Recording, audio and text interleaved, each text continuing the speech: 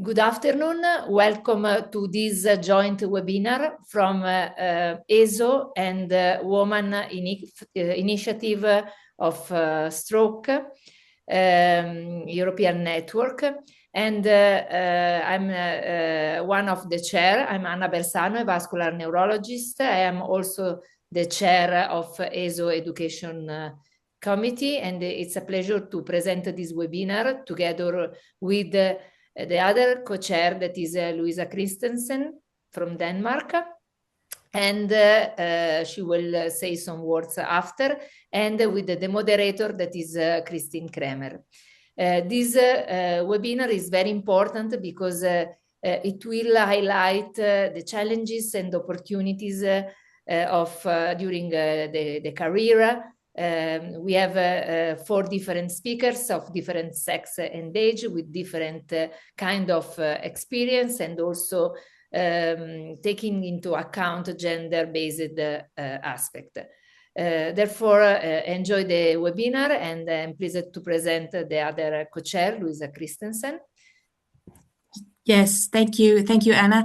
It's a pleasure to introduce this webinar along with you, Anna, alongside with Christine Kremer.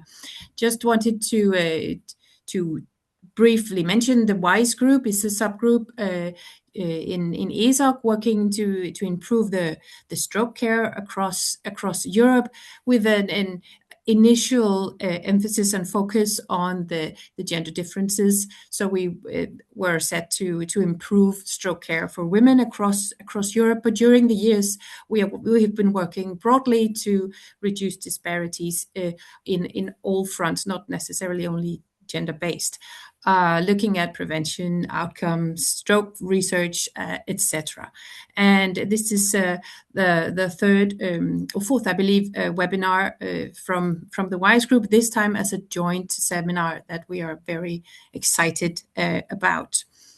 I would like to mention to every one of you that we're going to go through the 4 talks, and at the end we will have a Q&A. So it is vital for the discussion and the liveliness of that you all contribute.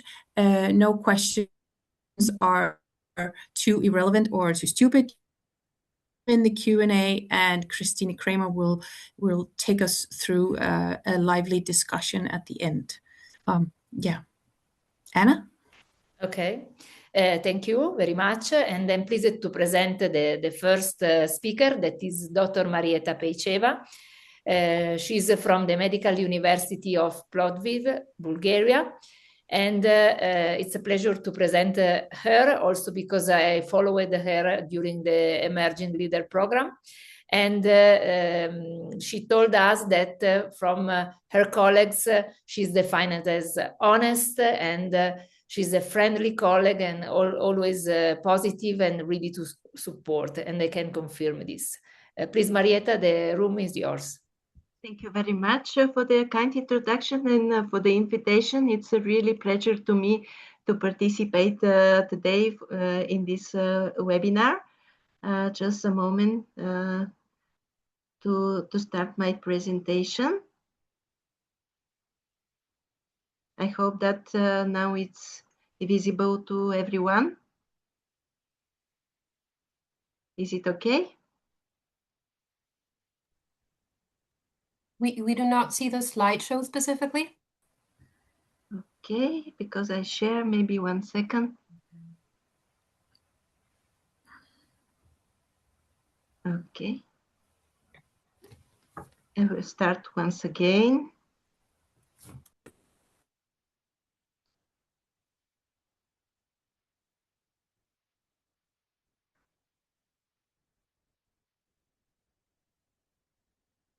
Hope that now is working. Okay, now it's great. Thank you. Okay, thank you very much. So my talk will be about the early career moment. And actually, this is a road for resilience, development, and personal identity. So this is the moment when we graduate from the medical university, and it's not just the process of finding a job. It is rather more complex. Actually, we have to find and form our identity as a physician. And this is transition from the student moment to the clinical point. And actually, during this moment, we also select our pathway future, our specialty. This could be, of course, neurology and later stroke medicine. Of course, we also form during this moment our clinical thinking and decision making. And with the experience, we form our confidence. And this moment in our profession, of course, is connected with a lot of responsibilities, mainly responsibility as taking decision to our patients, but also responsibilities like being a leader in our everyday healthcare community team. What actually the first challenges that we have is, of course, with the heavy hours that we work sometimes. We, of course, work on shift. Sometimes we have to be to take clinical decisions at 2 a.m. In the morning. And not having enough experience, this is connected sometimes with fears, also with uncertainties, because sometimes the answers don't look very clear, and also with the pressure that we have to prove ourselves to our peers and seniors. What could be a possible solution is to start early, even from the student moment. And actually, we have these opportunities having very strong students associations, like the International Federation of Medical Student Association and European Medical Student Association. And these associations, actually, they provide possibilities for student exchange and also research exchange. For example, I could say from my experience that this very much helped me as being the fourth year of medical at the medical university. I have this chance to participate in a research exchange in the University of Szczecin in Poland. And for 1 month, I was doing a research activity. Then I returned back to my university, and later I prepared a paper. And also, this was my first international collaboration. And I had this chance that we wrote a paper that was later submitted to scientific journal.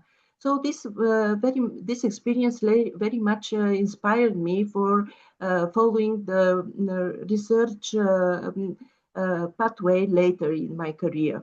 The other opportunities is, of course, there's another organization, Erasmus, which also provide exchange opportunities. The other point that is a possibility of young researcher is to follow a PhD career. And of course, at the beginning, we have one expectation, but later we see that this is a long process. We have many obstacles to overcome, but we also learn a lot of new skills. And here, I think very important is the role of our mentors. I have this a very inspiring mentor in the face of Professor Zakhariev, who was the former head of our department. And he was at some point a very supportive, but also a critical reviewer of my papers and also of my PhD thesis. And finally, luckily, we could go to this moment of satisfaction of PhD defense. I could say that during my PhD pathway, I actually have two main challenges.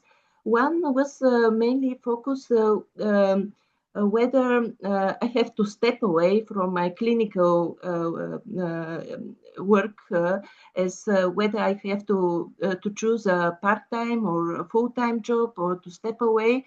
And maybe this will be an interesting point to discuss, especially being a female physician and having a family role.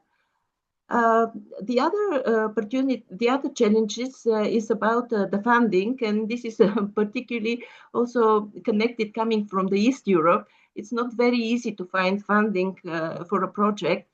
But luckily, with the support of my mentor, I also wrote an application project for a project, and I applied it. And it was another experience that we also got during the PhD pathway. So the other point that I want to share with you is, of course, that this early career moment is not only very intensive about our career, but it's also very intensive as we have new roles in our life. And this is about our personal life. So we have a family. In my case, I become a mother of 2 children. And I also was 2 times in a mother leave. So I don't have a clue about this balance. This balance is not static, so it's required constant adjustment.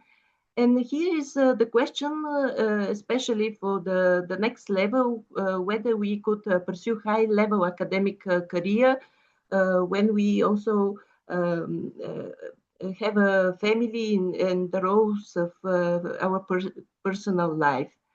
I could say that something that I have met like challenges sometime was when I apply for a project or for a position that sometimes there are age limited restriction. So I don't think that they must be so strict for women. It's a more question of motivation, I think, but not as age limited, let's say. Last but not least, I want to say some very good moments if you decide to focus on stroke science. These opportunities are supported by the European Stroke Organization, and this very much influenced my professional pathway. This is when I applied for the Master of Advanced Stroke Studies Science, which is organized by the University of Bern, Switzerland.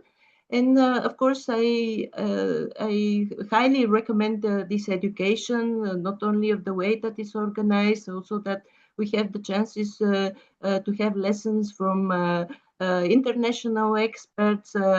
But also, I very much appreciate the connection with my classmates, which are very inspired and also very motivated physicians working in stroke medicine. And with them, I feel inspired and capable to reach every point for collaboration for a project, including a volcano point that we visit this summer. So I highly advise you, if you want to deep in stroke medicine, this is an excellent opportunity. And the next moment that really very much could develop leadership skills is if you decided to apply for the Emerging Leadership Stroke Program, which very much influenced also my career. I have this privilege to share this position with my colleagues, Ritis Isilenius from Lithuania and Lina Pavaidume from Greece.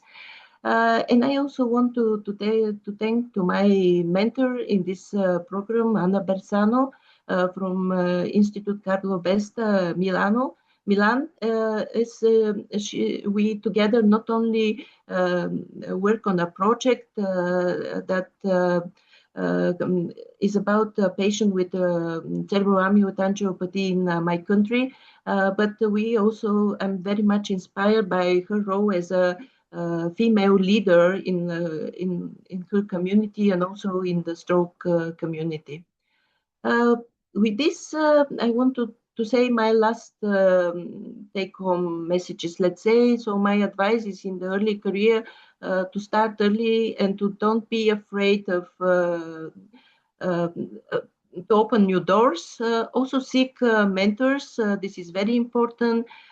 Sometimes your mentors could give you wings or directions that you don't expect. Also, don't be afraid of rejections and failures. This is just part of our way. And I think that we constantly have to challenge ourselves if you want to develop. Thank you very much for this, and I'm later open for further questions in the discussion.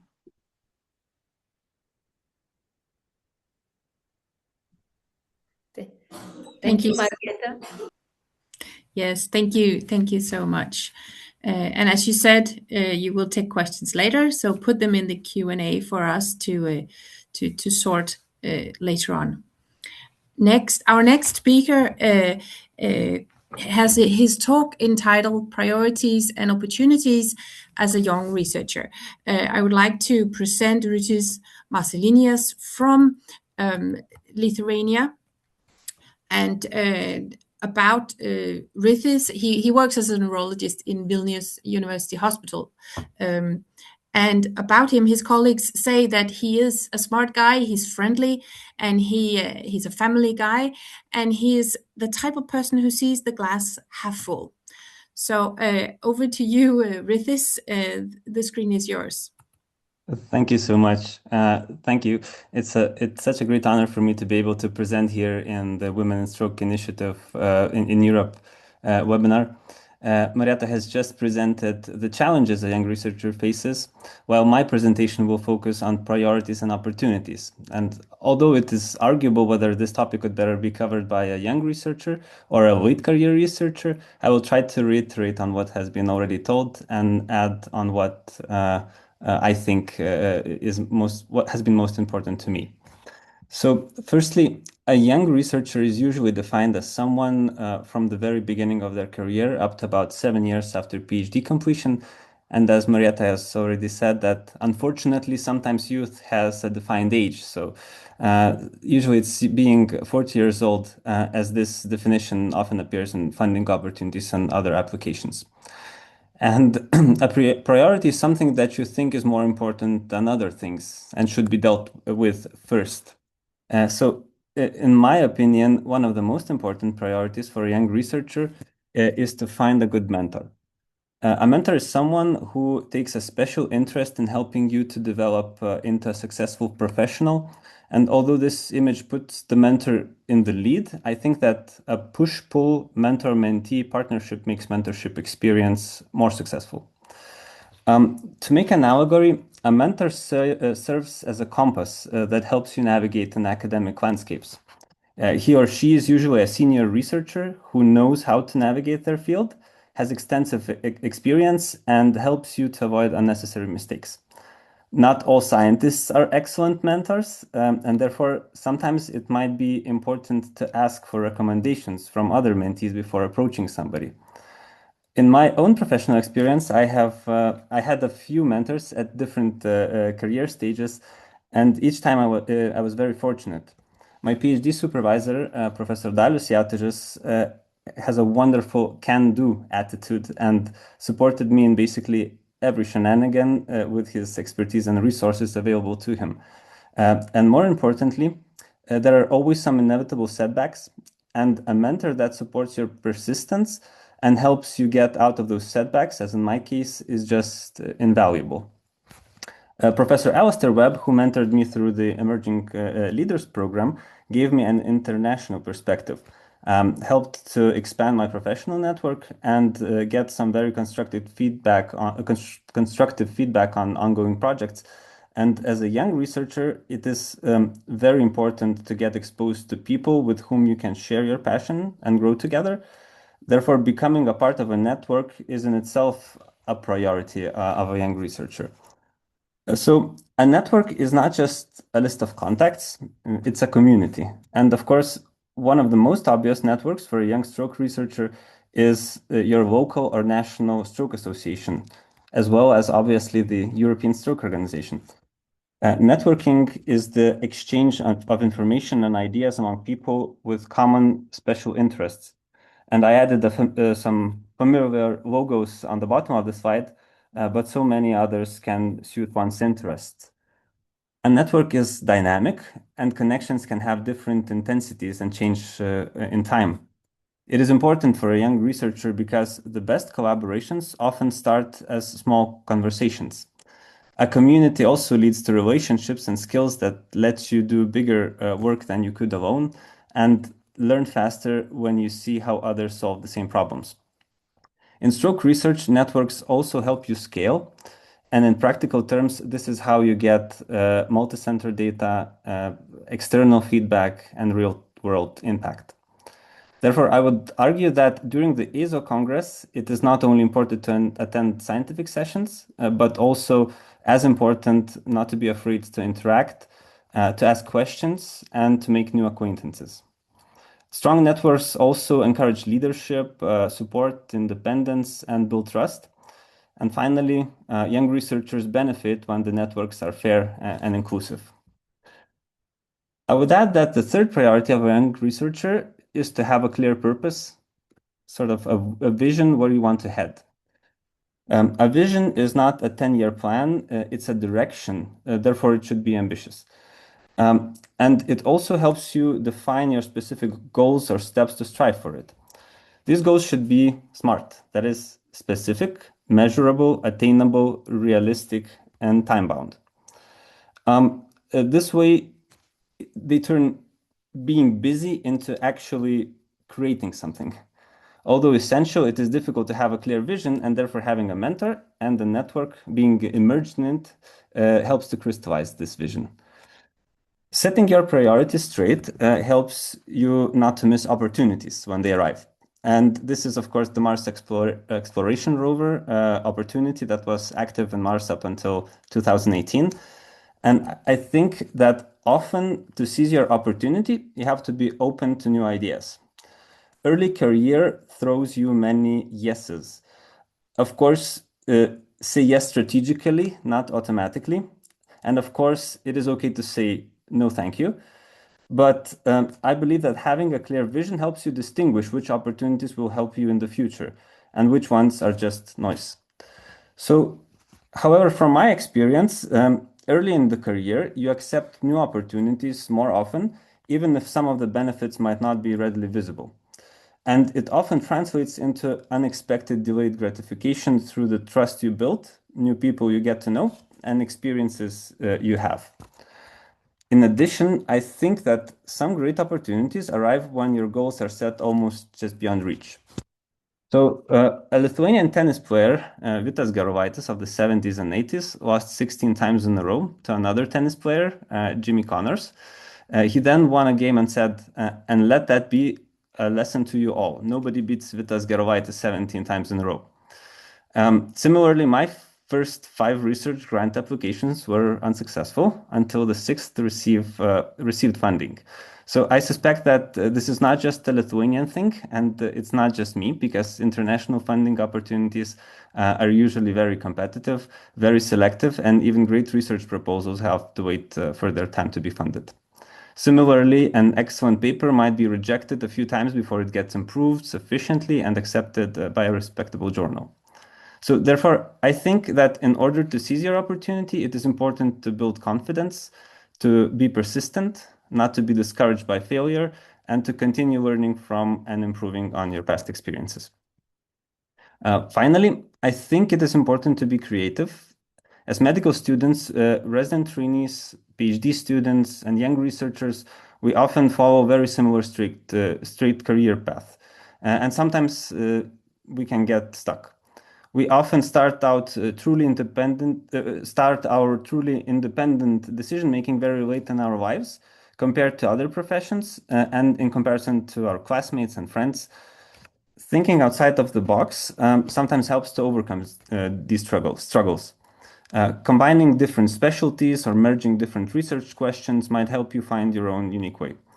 What I've learned from my experience is that the career path isn't always linear, and people move at different speeds depending on clinical duties, family responsibilities, and available opportunities. And therefore, the shortest path may not be the fastest. As a personal case, I was always fascinated by implementation science, But from my time as a junior doctor, I was very interested in digital health solutions as well. So combining stroke care quality monitoring and novel digital health infrastructure led me to develop new research interests. It is also important to put things into perspective, as they differ a lot between countries, regions, and institutions. And for example, although Lithuania stands out in terms of women in science and technology, women are still less likely than men to receive research funding. My presentation also did not address the challenges a young researcher faces, and obviously many of these challenges are very different for men and women. Undoubtedly, everyone benefits when the systems are fair and inclusive. So to sum up, some of the most important priorities for a young researcher are to find a mentor, to weave yourself into a community, and to know what you want to strive for. And this helps to make better use of all the available opportunities. With this, I thank you very much for your attention, and I'm looking forward to further interactive discussion. Thank you. Thank you, Ritis. And we had the vision of two young researchers, and now we can move to the vision of the senior experts. And I'm pleased to present the next speakers. That is Professor Katarina Stibrand-Sunnergarden. She's a professor in rehabilitation medicine in the section head of clinical neuroscience in Sweden. And I'm pleased to present her. And Katarina, the floor is yours.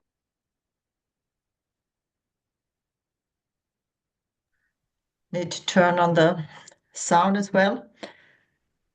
Okay, go back. So I was given this title, Older and Wiser, Challenges During Late Career. So I was wondering why this, why me? Why now? Because I still feel young, but I'm not.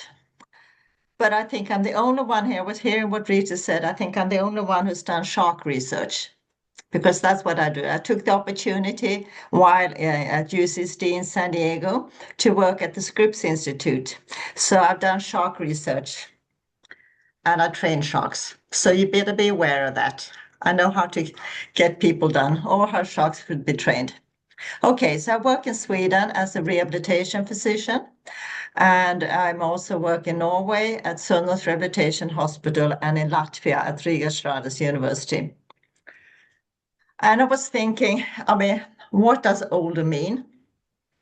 Older means more years. So I have more years than many of you, and I have more experience. I worked in one of the first stroke units in the world, started already in 1984 in stroke units. And wise, what is wise and what does wisdom? Wise means having or showing experience, knowledge, and good judgment. And wisdom means the ability to apply knowledge, to apply your experience and good judgments to handle the life's complexities. However, age and wisdom are only associations. They're not correlations. You don't get wiser just by getting older. You need to build on your experiences and use them for the benefit of other people if you are a physician. That's my work, because I'm a physician and I'm a researcher, but my dedication is to the patients. So what about when you get old? And I said I'm head of neurology, neurosurgery, clinical neurophysiology, ophthalmology, and rehab medicine. I built a research group with more than 30 people, and I supervised more than 20 PhD students that I paid for fully their. Because in Sweden you need to pay for people that when they do PhD, they need to get the money. So you work with funding.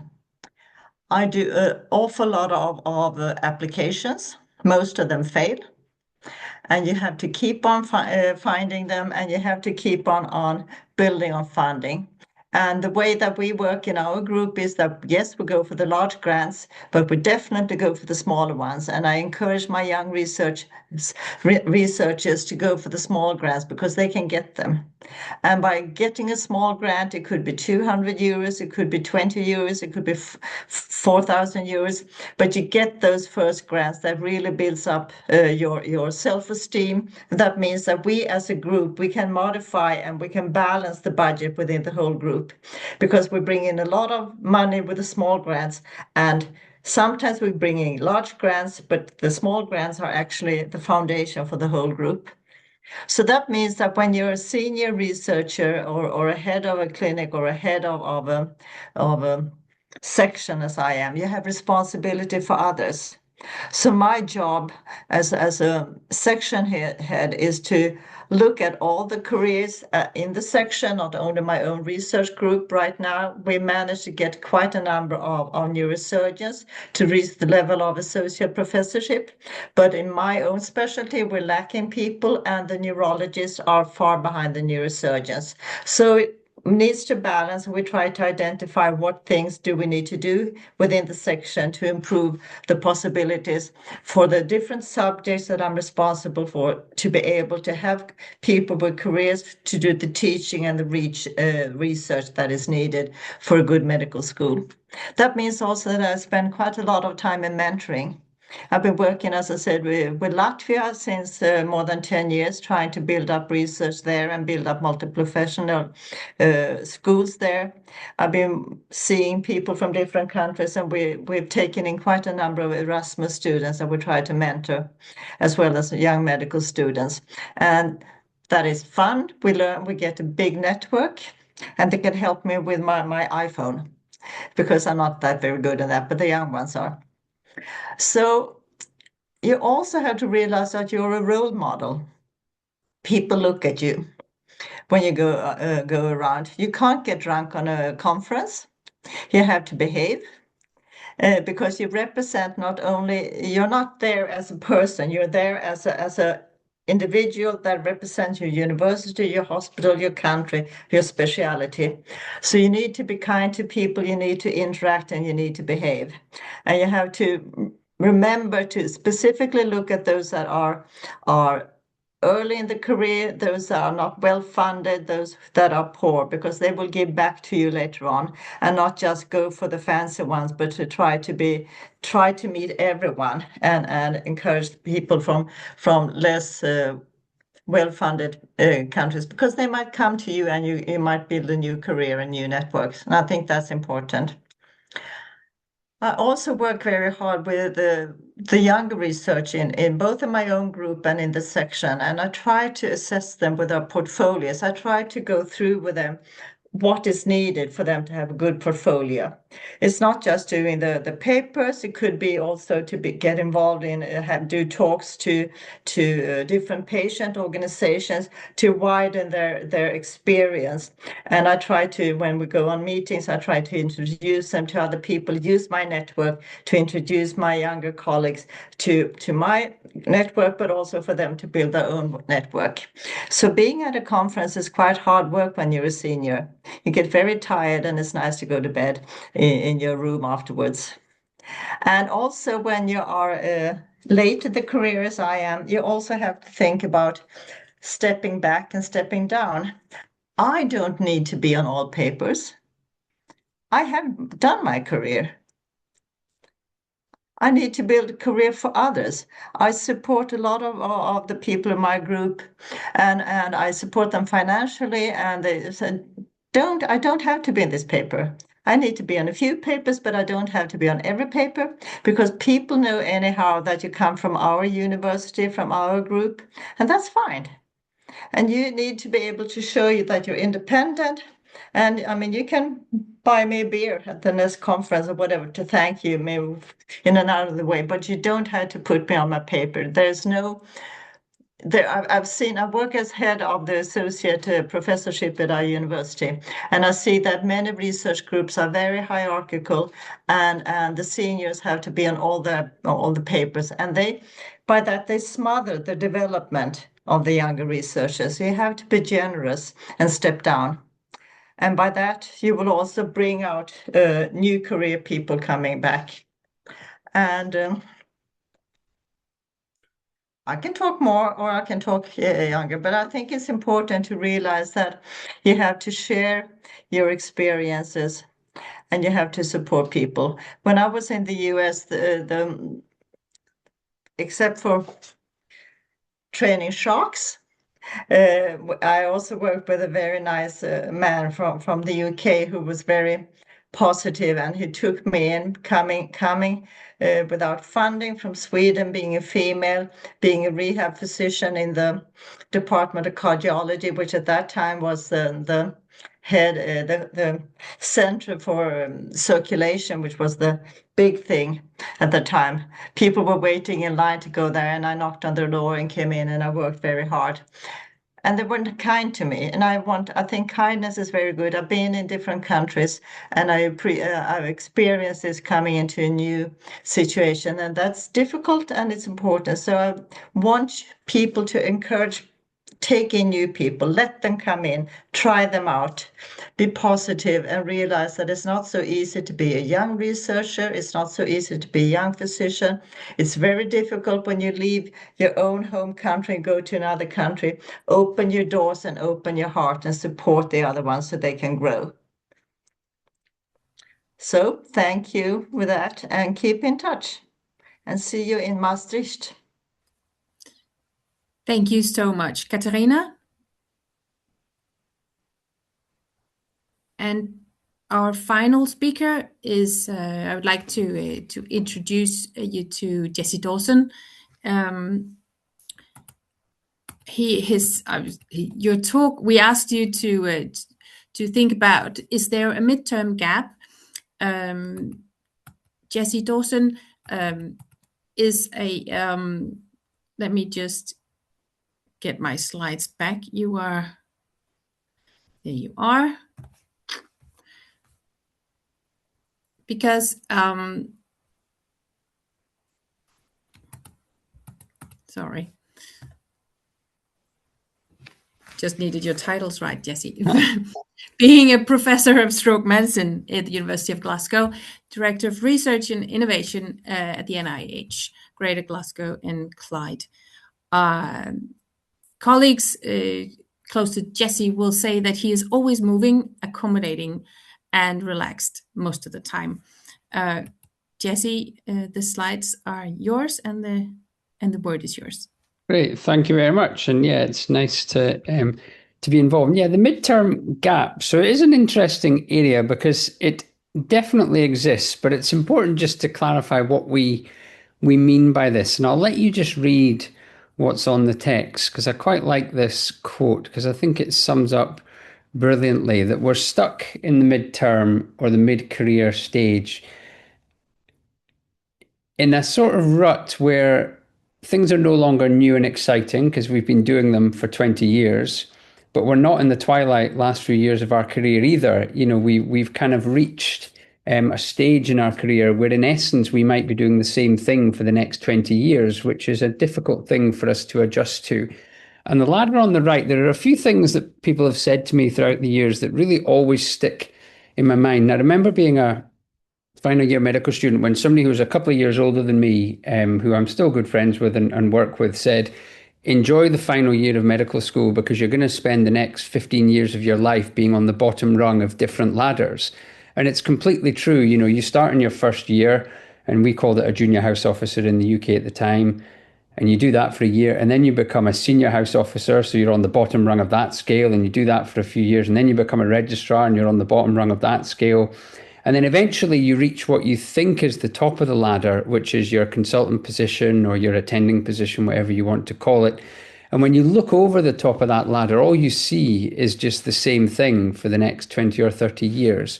And it's really difficult to refocus at that point and think about how you can harness a clinical academic career. And it's really challenging to do so because we're trying to establish clinical academic careers at that stage when there are fewer and fewer opportunities.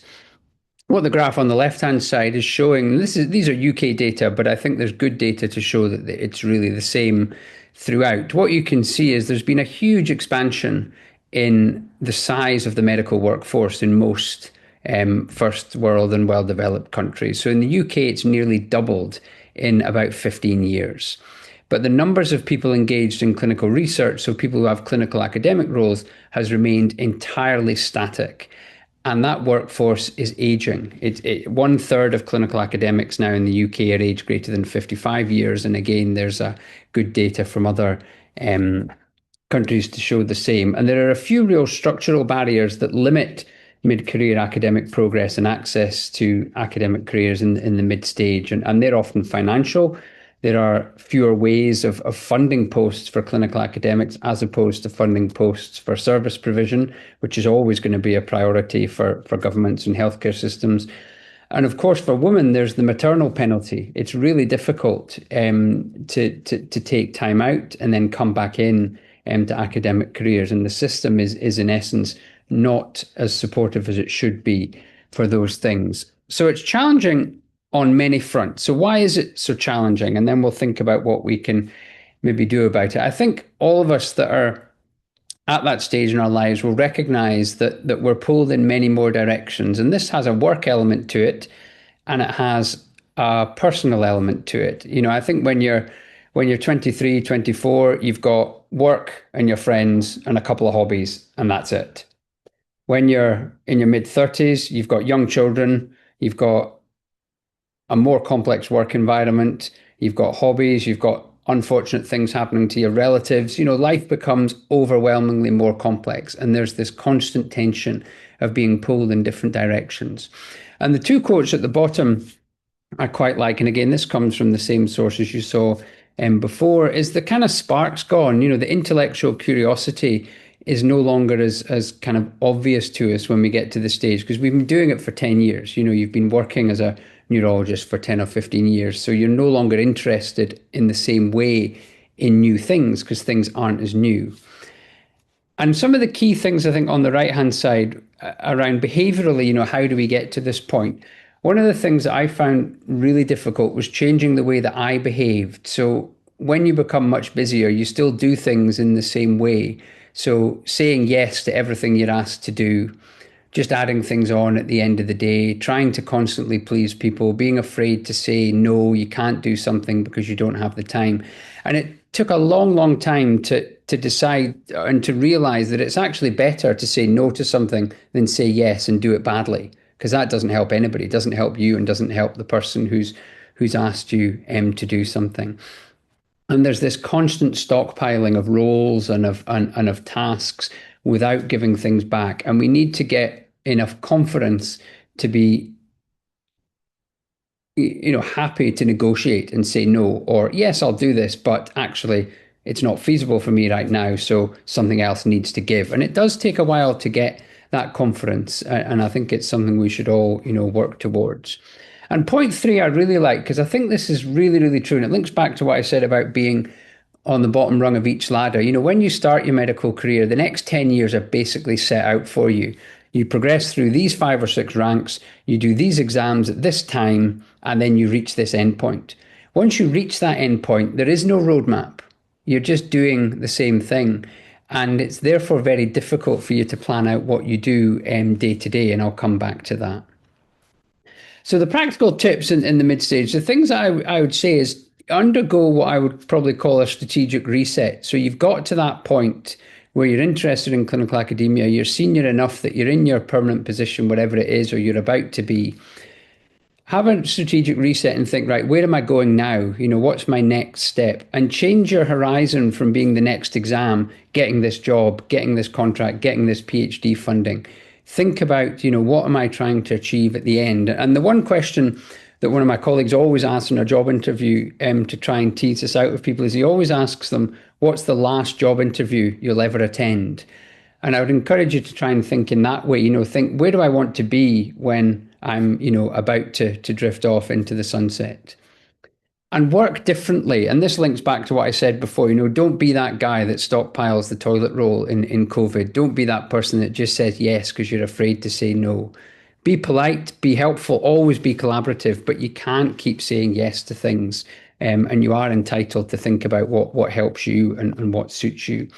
and surround yourself with good people. Get that network of friends that other people have talked about who will become your collaborators and things from the future. And mentorship's been mentioned lots. It's so, so important to find that senior person that's not going to take advantage of you, that's really going to give you the opportunities and is really going to help you grow. And this links back to what I said about change the way you view things. You know, when we're in training, everything is really what we would define as a process goal. So this is an analogy really from sport, but it's the same idea. You know, everything's a process goal because it's really mapped out. You progress through, as I said before, these different ranks. You do these exams at these different times. That doesn't exist for us now when we get to the middle stage of our career. And we have to then define our own process goals because they can't be defined for us. So again, map out your horizon. Think, when I get to this point, this is what I want to be, and then break that down into midterm goals, short-term goals, and immediate process goals. And that can even be done in your clinical area. So one day I want to do a trial in this. So break that down into the process goals that get there. So it's a systematic review. It's a small pilot study. It's a feasibility study. It's this and that. And again, you can even add in what networks and things you need to build. So change the way you think and plan things. We've talked about the strengths of building networks, and there's lots of different ways that you can do that and get involved. People are always looking for help and support in their activities, and we would really encourage you to engage with ESO as much as you can and take part in some of the opportunities that have been presented to you. And remember that your clinical nous is a real strength. You know, there are so many people out there that will benefit from your input, whether it's companies who are looking for people to advise, whether it's fellow researchers, whether it's scientists in the university are looking for clinical input, and always be willing to think outside the box and collaborate with other people. And one of the themes I think I've tried to mention is, you know, it is time in the mid-stage of your career to get your elbows out and protect yourself and protect your goals and protect your time. So negotiate protected time for the things that people ask you to do. Don't be afraid to walk away if something is undeliverable in the way it's being proposed. I'm highlighting this one thing. Perhaps if there's people who want to get involved in clinical trials, I realize that this is very UK specific, and I'm not suggesting, of course, that people could register to it, but the principles of it, I think, are quite transferable to other areas. So there's a scheme in the UK that's designed for people who are in their sort of senior years of training or their early years in their consultant attending position, when they haven't had much research experience, but they're keen to get involved in clinical academia. And it's essentially a buddy scheme. And what's really good is that there's a framework in it that allows things to be, you know, predefined and work through. So essentially you identify a study, that there's an application process, but we don't need to think about that. But it predefines learning opportunities and different things. So again, it gives you those process goals to say, well, how can I get from the point of being me just now, who maybe hasn't got a lot of research experience or a lot of clinical trials experience, to the point of being somebody that a company would like to invite to be the PI for a study, or perhaps even the CI or national lead for a study. And it breaks all of that down. So even though you couldn't apply to the scheme if you don't work in the UK, you could obviously look at it and see the structure of it and the checklists and the things and the activities that they use and think about getting involved there. So very brief there, but just wanted to really consolidate some of the challenges I think that I've seen in my own career in the mid phase, which I feel I'm just kind of getting out of really, and have probably around 20 years to go. So just beyond halfway, hopefully less if I can stop spending so much money and put some away, but that's a separate issue. I definitely think the mid part is the hardest part of your career and the most important, because all of a sudden you've lost that structure that's propelled you forward to that point, and you need to then undergo your own strategic reset, think about where you want to be, change your time horizon to the longer term, build into that the process goals that will get you there, and stop stockpiling tasks. If that's the biggest thing, you know, I could advise is just say no when it's right to say no, but always be collaborative. I'm not suggesting you're one of these people who never does anything for anybody else. Far from it.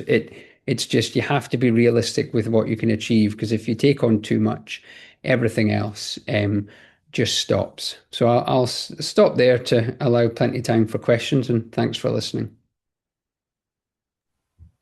Thank you so much, Jesse. Now this concludes the end of the 4 very inspirational talks. So thank you again, all 4 of you. I would like to give the mic, so to speak, to Christine Kramer, our fellow colleagues and moderator of this talk. Christine? Yeah, thank you so much, Luisa. And I'm really inspired after all these 4 talks, which are important in the period of career planning. And I would like to see more Q&A questions. So if you have any questions, please put it in the Q&A. And there is one question from the registration, which I would like to start with, and it's Marietta. It's combining several questions. It's the crucial period of the PhD and the family planning. So what would you think is the structure that helps you most to combine this two? And which is the greatest challenge you face there? And the solution you might offer from your experience of that period in your 30s, Marietta?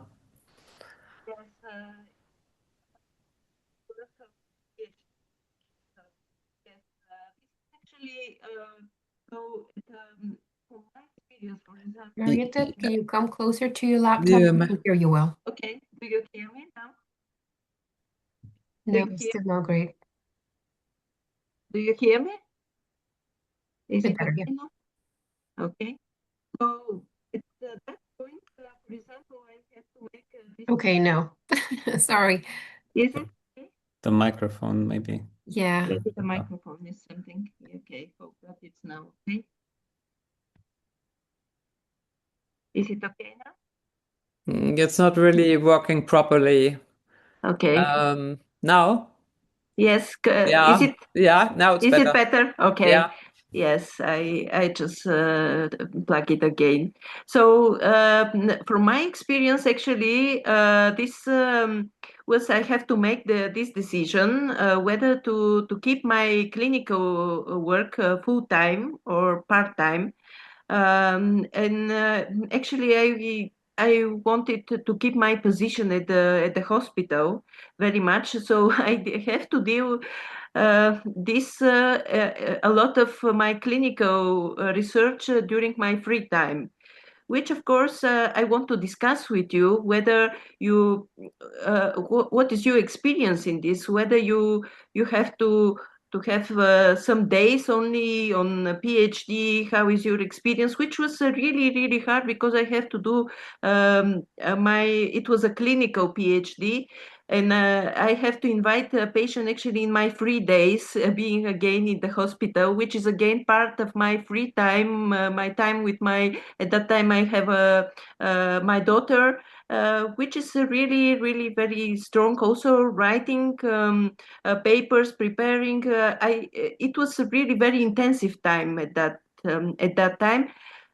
So I don't have a clear decision about this. So maybe it must be some way together both activities, but maybe somehow this time we must be separated. For example, having 2 times during the weekend only doing research and another clinical work, but not a full time, I think, clinician. And of course, here my family very much helped me. My husband, my parents very much helped me, which of course I'm very thankful. But I don't have a clear answer. I think that this must be somehow regulated. Yeah, that's the framework we are actually talking about, which is crucial, I think, because otherwise you are overwhelmed from different sides and you have to set your priorities on a daily basis, which is also energy consuming because you should have a structure that you don't really think about every day. Yes. Yeah. Just to add something that, for example, in East Europe, some countries like Bulgaria, the mother's leave could be up to 2 years, which is a very long period if you are away from work, from research. Yeah. So it's inviting you at the same time. It's not, yeah, helping your career. Katharina, you had a point more to add Yeah, to I this? can say that, Maria. So, I mean, I've had 2 children while doing research, and I also have a husband who's also a professor. So, I mean, what we didn't have any parents living close. So, I mean, what we had to do, we had to work with our calendars. My husband is teaching, is molecular biologist. I was doing clinical work. So we had to check who had clinic, who had teaching. When the kids were sick, we started scientific applications. We started very, very much ahead before everyone else, because we realized that the kids would get sick and we were both sitting and having to send in applications. So you have to become very organized. And which is good, because then you value time better. But it's sometimes you get very much put into squares, which is a bit boring. But that's life, and the kids grow up. Yes, that's something that we become very organized. That's one key moment. Yeah, it's structures and priorities, and it's the right offers at the right time, and the employer and your chief giving you some days on a regular basis, of which is differently organized in different countries. I actually have a question from the chat. Thank you for the excellent presentations. I would like to ask about the transition to early career clinician researcher roles. Which skills prove to be more important than you initially expected? And what advice would you offer to women currently making this transition? Yes. Jessie. Thanks. Yeah. So to deal with the first part of the question, I mean, I think it's all about realism and writing are perhaps two of the things that I think are really, really important, because fundamentally, when it comes to clinical academia, you have to persuade other people that you're worth investing in and that your ideas are worth investing in. And having clarity around those ideas and being able to articulate those ideas to somebody who's not as familiar with them as you is the key thing. You have to persuade people that what you're planning to do is going to work, is realistic, and it needs to make sense to them. So I think being a really good writer is super important. How that's going to play out in the co-pilot era, where everybody's writing is going to be identical because they just all stick it through an AI tool, is something I'm not clear on. As far as I don't know, I don't think I can advise on the woman specific element to the question, so I'll defer there. I think I think I very much recognise that there are particular challenges around taking time out of critical periods, and as I said, that at least it's on the agenda, that we recognise now nationally that the system does not support people that well, and there are schemes being developed to try and address that. So I'll defer to others on that aspect. Yeah, thank you so much, Jesse. But you try to answer the it's very complex question. I have a further from the chat. Thank you for the great talks. As a young researcher, do you have tips on finding a good mentor? I think the mentor is a key point in this at this stage when you are younger. And Rytis, Yeah. you found it looks so easy, but it's actually hard to find a mentor. But on your slides, it looked like the mentor came to you and you not to the mentor. Yeah. Yes. But yeah, how did you do? So, as I told you, maybe not every scientist is an excellent mentor. So, unless you do some research, you might, stumble upon somebody who might not be as much interested in your success, I guess. So, I what I did when I searched for my first mentor, I was really just asking my friends, medical students, on what experiences they had, maybe some more senior resident trainees, and I was very fortunate to find a mentor even before Professor Yatish's, who helped encourage me to apply for neurology and take up stroke as my main interest. And when I got into stroke medicine, it was sort of natural when we started communicating with Professor Yatish's. So I think if it's up to you, then you should do some research and ask maybe other colleagues.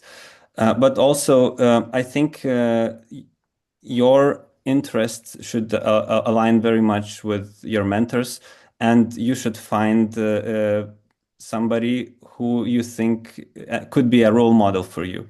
So this is very important in that you have to approach somebody who you see as a role model. I think that would be a suggestion from me. Yeah. Thank you. That was a very good answer, and I thought about it a lot.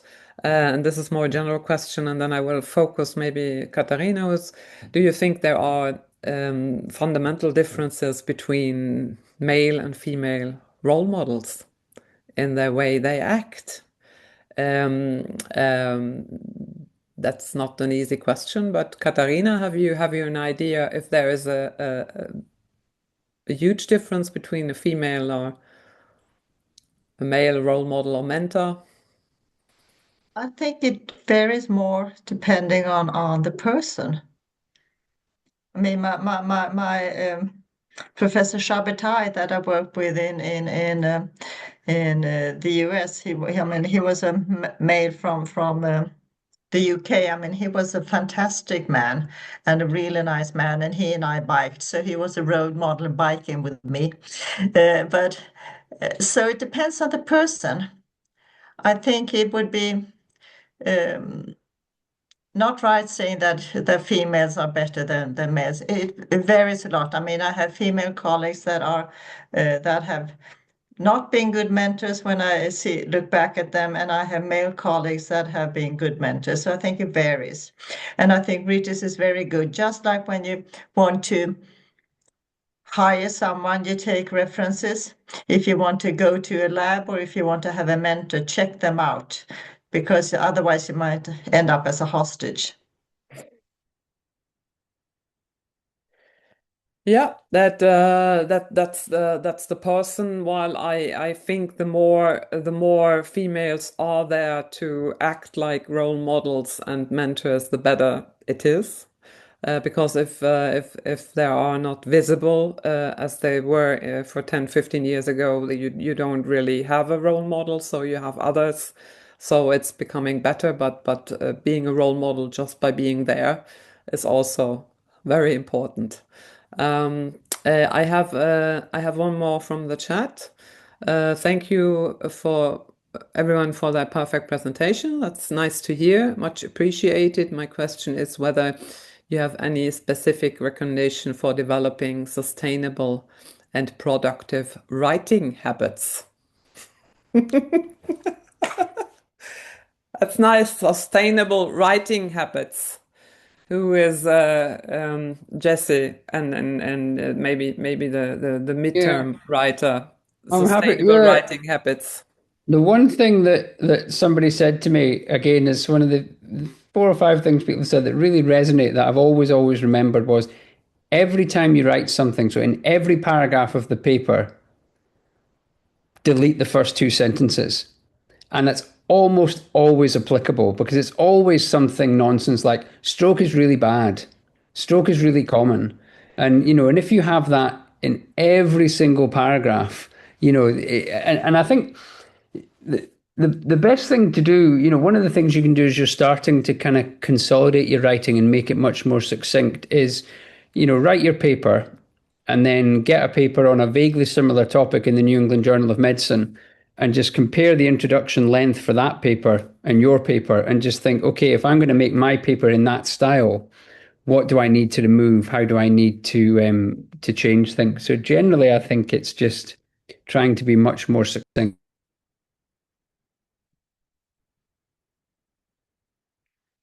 Yeah, I think the writing is something you can become more visible, and it's also the key point of moving forward. I have one question from to Ritis also is like if you feel how do you set your priorities? I mean, if you're overwhelmed by, I mean, as a younger researcher, you feel like the magic of the beginning, and you have so many opportunities. How do you choose, or how do you canalize your energy to have the right decision at the right time? Have you thought about this? Your decisions at the time points? Yes, What to choose? I think that in the very beginning of my career, I used to say yes most of the times, and I think that it's important to be open to new possibilities because you don't know where they might lead. But paradoxically, I think that the more you do, the more overwhelmed you are, the better you choose. I mean, then you can actually dig through all the things and find the gold nuggets when you really don't have much time. And I liked what Jesse said, that you have to sense when it is when you have a right to say no, because sometimes there are some opportunities that perhaps might not be so important to you, but it might be very important to someone else. So you shouldn't exclude those also. And one other thing which I now try to do is I accept some opportunities that help me to. I use the word stretch. That means do something that I may not be very comfortable with, so I could grow. And I think some people, for example, presentations come very naturally. They like to speak in front of people, and for me, it's not as natural. But I always try to accept them so that I could learn from these experiences. Yeah. Thank you. That is very inspiring. I actually have, I think the midterm, coming to the point of the midterm gap, that's also a very important point to be discussed, because you somehow forget that this is also a crucial period. And what do you think, Jesse, is the major skill you should have at that time in your personality to move forward and proceed? Is it persistence, or what is it? What do you have to show? Yeah, I think persistence and I think persistence, resilience, yeah, I guess kind of the same thing, and really good planning and collaboration. I think that's the time, the midterm is the time to kind of open out to not just collaborating with the people in your hospital and maybe a few people locally, but think nationally, think on a European scale, try to find people similar to you wrestling with the same issues in France or Germany or the Netherlands, wherever, and work together with them and build things up together. So yeah, resilience, an international sort of mindset, and be very detailed about your planning. That's good. That's good for everybody. I would like to have a short round. Everybody can come in with what you think as the presenter is the most crucial point, and I like to highlight this as a structure. I mean, the structural major point, not moving or moving forward.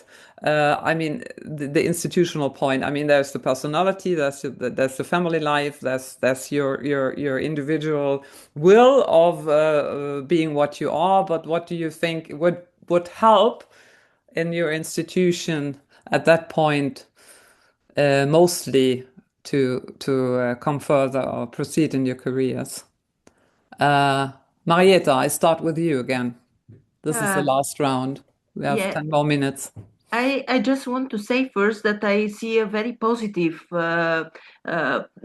change in the recent years. Actually, there are many opportunities for young colleagues, I think, nowadays, which was not the same 10 years ago, for example. I think that now young colleagues could be part of a research team, could be part of exchange, could be also participate in a congress, to be part of the research team, which is great. So I actually see a positive change, really, really very much for this, which maybe the opportunities as I see coming with mid-career, maybe a little less, maybe.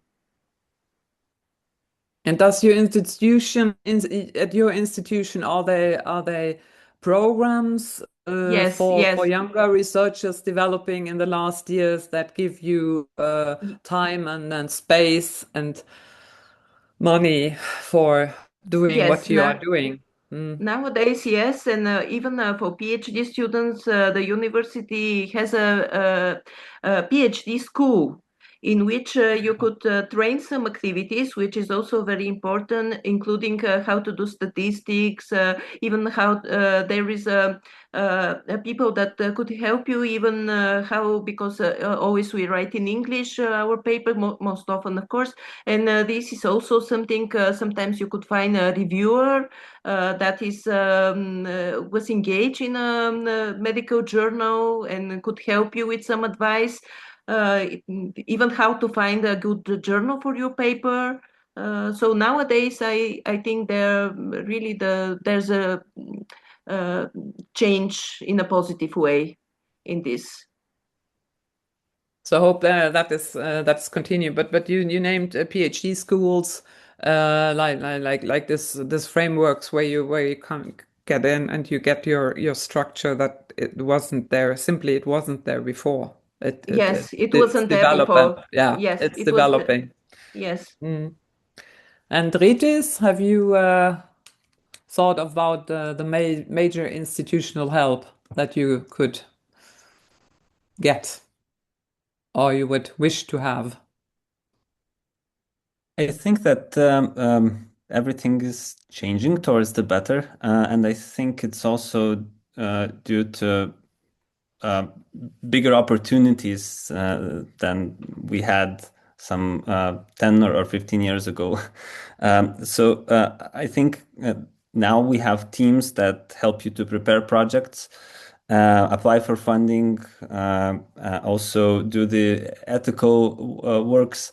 I think, for every project, you usually have to do the same things, as in writing a research proposal, getting bioethics, and then tabulating, what kind of budgets should be allocated where.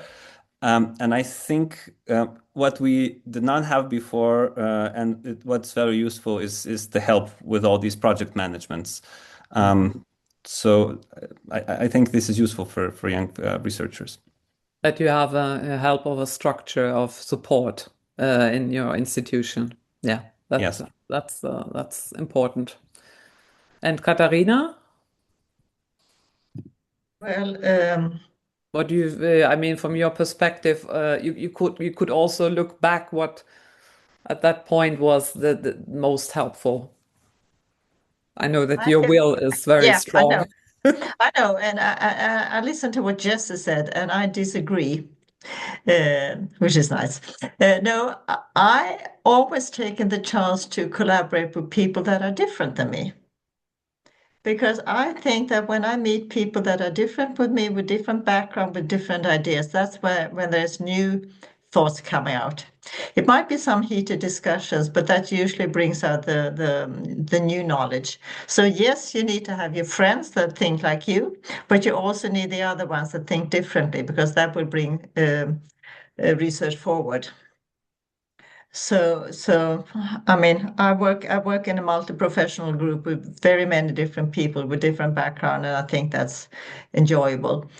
But I also think it's important at our university, at our university hospital, we have set aside money that are applicable for young researchers, both for physicians but also for allied health professionals and nurses, so they can continue, they can do research, they can continue to build up their careers. So there are different amount of funding for different professions, but it's there. And that has been developed during the last 15 years, that we realize that healthcare research is not only physicians, it's important to build up the knowledge of the whole professional teams involved in health research.